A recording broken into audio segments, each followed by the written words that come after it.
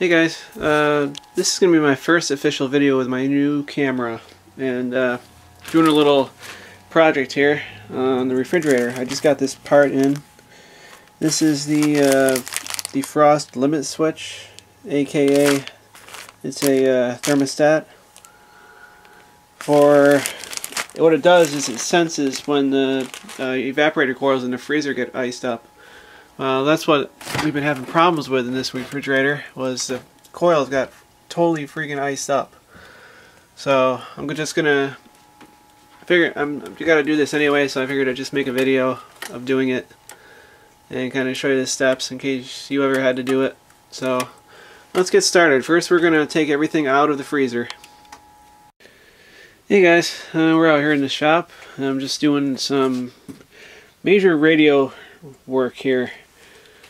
Got a lot of projects that have been in the back of my mind that I haven't really got to, so I've finally started to work on these. This is a Philco 89. The one thing that was holding me up was I had taken some pictures of how the dial cord was routed, and they somehow got deleted by accident, so I had no idea how to put this back on. But thanks to the Antique Radio forums, actually we gotta get back on here. Okay, welcome to winter driving, real winter driving, upstate New York, nighttime edition. Getting ready to leave work, brushing the snow off the car, getting another little snowstorm. See, we got about that much snow. Anyway, I need two hands to do this, so shut this off for now.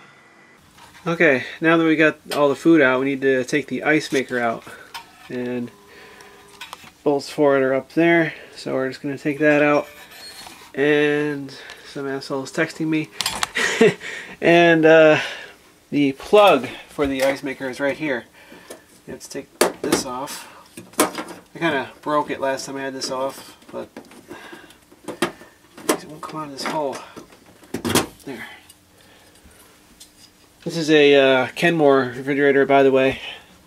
Oh, another thing you might want to do is unplug it, but I'm not going to worry about that. I'm not working with any high voltage stuff. Yeah, that's unplugged. Now we're going to take the ice maker out. Thanks to Mr. Bruce Webster, he was kind enough to post some pictures of how the dial cord was routed, and that was a huge help, and I was able to get this back on, so now it works just perfect. So got this all dusted off, and I don't know if I did a video since I repainted this chassis, so here it is. And I do want to do this transformer. Problem is I can't get this separated, and there's a lot of wires under there holding it together, so might just skip the power transformer entirely. Maybe just give it a better little cleanup there, but I don't want to break it unless somebody knows how to get this open, but I don't know. Anyway, my next step is gotta mount this tuning capacitor back to the chassis right here, and I'll be replacing these wires. And I do want to try to replace these wires on here too, because they're pretty bad. And I'll show you my other projects I'm working on. This is a radio from 1944, John Deere L. This is the one I've been working on for him, which is a Philco, I can't remember the model number, but there's a cabinet right there. And as you can see, if I can flip this over, as you can see, I've started the restoration project. I have started the restoration process, and you can see I got the little tubular capacitors in there, and some big ones. These are kind of high voltage. They're a little overkill for what's required in here, but they or the closest value I could find. And I've got a couple burns here. I accidentally burned that wire. I'm going to have to replace that. And there's some capacitors way under here. I don't know if you can see them, but they're way in there. I don't know how I'm going to get those out. And there's another one I replaced. But anyway, I'm out of capacitors right now, so gotta order some more. And there's also the multi-sectional one right there, and that one has got an awful lot of wires going to it. I don't know if you can see that right there. Awful lot of wires going to that, so that's going to be a project in itself, just trying to replace that. And I also don't like this tube socket at all. It's pretty messed up. Might have to replace that. Okay, all the snow's off the car. The car is, you can see it, it's sort of warmed up. We're going to attempt to drive out of here now.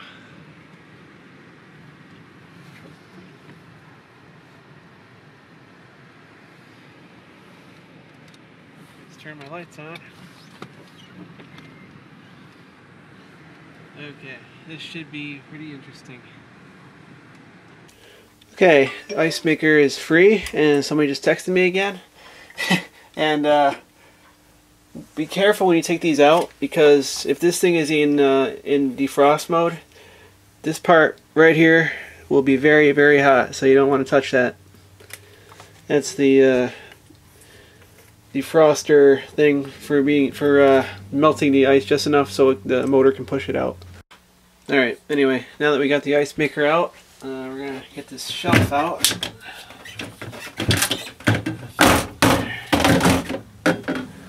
That out of the way. Got the camera resting on my new tripod, and I just found out it doesn't have a tilt back feature. It's pretty fucked up. Also got it plugged in because my battery's going. But now we are going to take the back panel off, which involves taking out that screw, and there's some tabs right there that I have to pry up. Might be able to see them. Right in the ass here. There. Okay, good. I didn't break it. And of course Philco 20 is in there waiting to get fixed, and also the DeWalt Catlin radio from Tom is also waiting. But I'm going to finish this first because I got the parts to do it with, so I want to get this back in the cabinet. And I have to put an order in for that. And the parts for the Philco 20 are in there, so I just got to get to it. So anyway, that's the update for now. Just kind of sitting out here. Got YouTube going, and got my heat going. That heat and that heat. And yeah, I'll be working out here for a while. Planning on doing this all day. So anyway, that's my updates. Thanks for watching.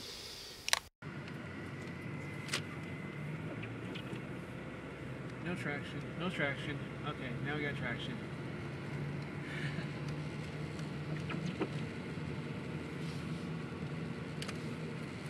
There's a bus. Okay, now we're turning. I'll just drift around this corner here a little bit, I think.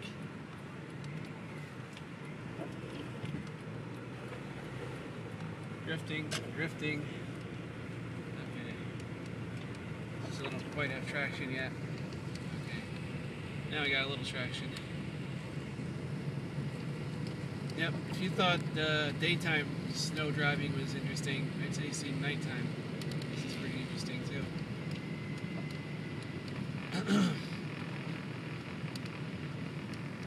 You really have to keep a distance between the car in front of you. Because if you don't, and you have to stop quick, you're pretty much screwed.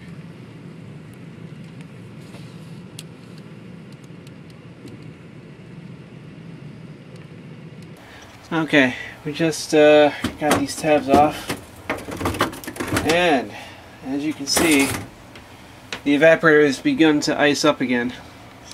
And this little part right here is what I'm going to be replacing. First we're going to have to get all this frost off of here. So for that we go get the hairdryer. Okay, now what we're going to do is cut the old thermostat out of there. And see, all it is just clipped on here, so we just take it off.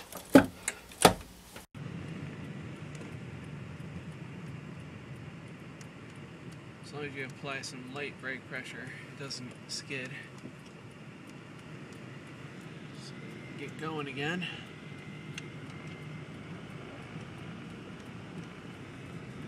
I have gotten stuck in snow before, like there's so much snow on the road and this car is really low. I've had to get out and I have to carry a shovel with me and kind of gotta shovel your way out. This isn't too bad though. It's a little slippery, but the roads have been plowed, so it's not really that bad. So there's the old one. And here's the new one. They're identical. And now we're just going to get the new one in there and get it wired up. I'm going to use a little heat shrink tubing when I go to seal this all up. Looks a lot better than electrical tape.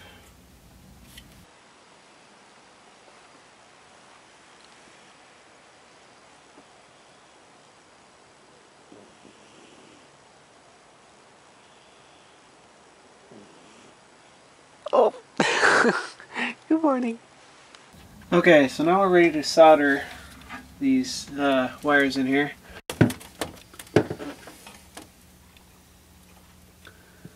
I'm just doing it this way because I don't have any wire nuts.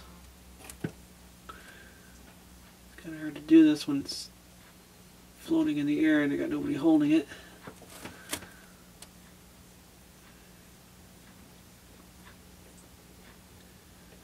Here's the first one.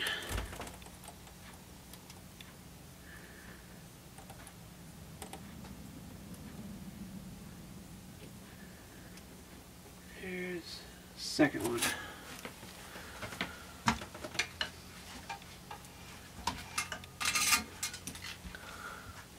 Okay, now we're going to fold these over. Oops. Sorry, I keep kicking the tripod.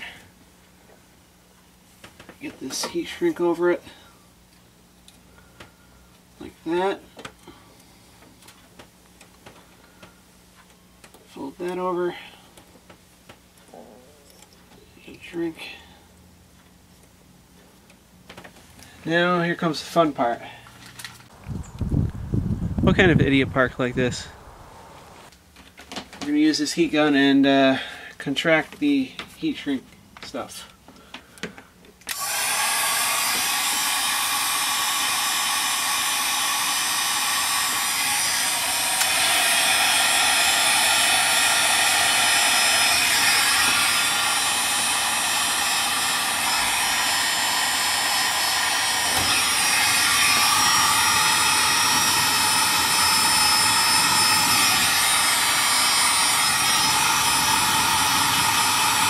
Like that. Done. You see, with the heat shrink tubing you can make a really nice professional looking repair. That looks almost factory. Okay, well I'm getting ready to reinstall the variable capacitor, and I've got some new washers because here's the old ones and they're completely shot. And I just installed a new one right there. It's two rubber washers kind of sandwiched in there.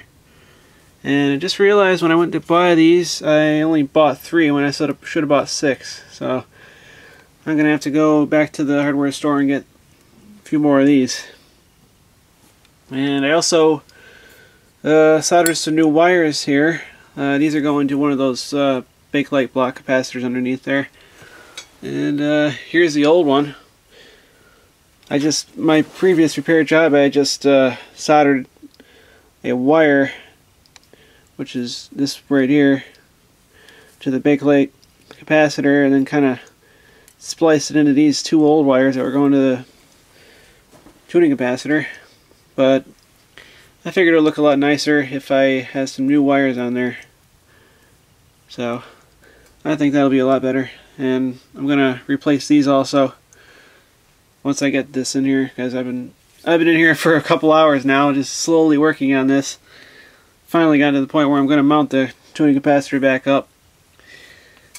And these are for the dial light. We'll be getting to that later. What kind of idiot parks like this? Okay, well, it's getting dark out. It's after, let's see what time it is, 6:25. I got the tuning capacitor mounted up. It's pretty solid. Ran the new wires to it. I gotta replace one more right there. But, yep, it's starting to come together now after a long wait. I also managed to clean this up with some of this simple green stuff here. So, I don't think I'm going to need to paint it because it looks pretty good. I'm happy with that.